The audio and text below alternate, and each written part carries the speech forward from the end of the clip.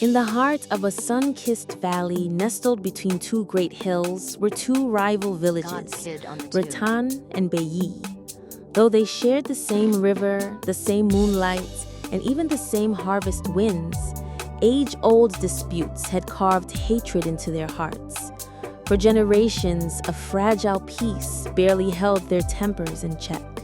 From the village of Ratan came a young man named Reda.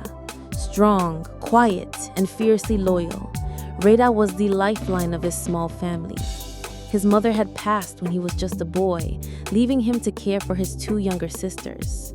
His father, once a great hunter, had grown weak from an old battle wound.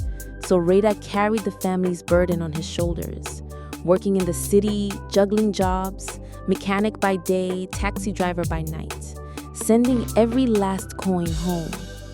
He rarely complained. That was Reda.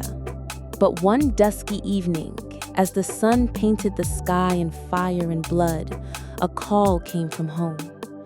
Bayi warriors had attacked. They had come with fire and fury.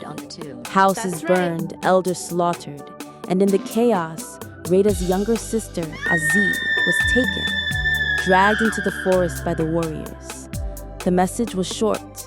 The pain was eternal. Reda dropped everything. He didn't wait for sunrise. He boarded a rusted van back to Ratan that night. With every mile, his heart grew heavier, his fists tighter. When he arrived in Ratan, the village was still smoldering. Women wailed, men sharpened blades, children sat with eyes too old for their years. Without a word, Reda walked into his father's hut. In the corner lay an old, dusty object, his father's Dan gun. Reda picked it up, wiped the cobwebs away, and kissed it. Then he went to the shrine. There, beneath the ancient Iroko tree, he drank from the gourd of voodoo, the sacred spirit of protection and rage. The priestess looked into his eyes and said, "Your soul may not return, Reda. Are you ready? I lost her once. I won't lose her again." He tied the charms around his waist, 3 knots for strength, speed, and silence.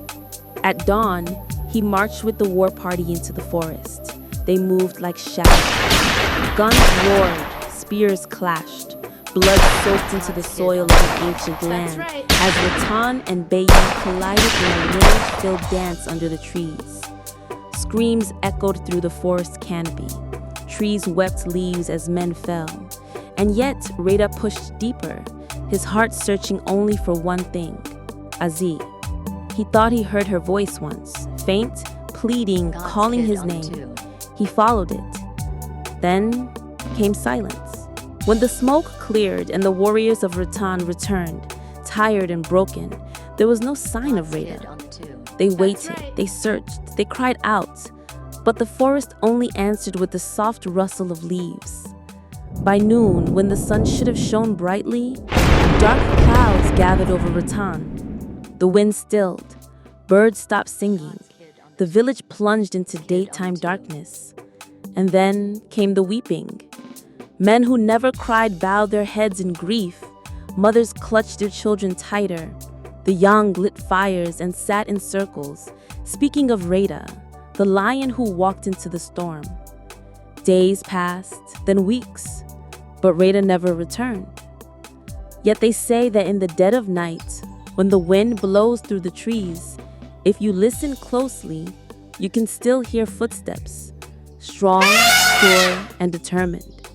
Some say it's Reda, guarding the forest, watching over both Ratan and Bayi, a silent peacekeeper forged by love and will. And from that silence between two villages, a story was born, a story of courage, sacrifice, and the boundless strength of a brother's heart.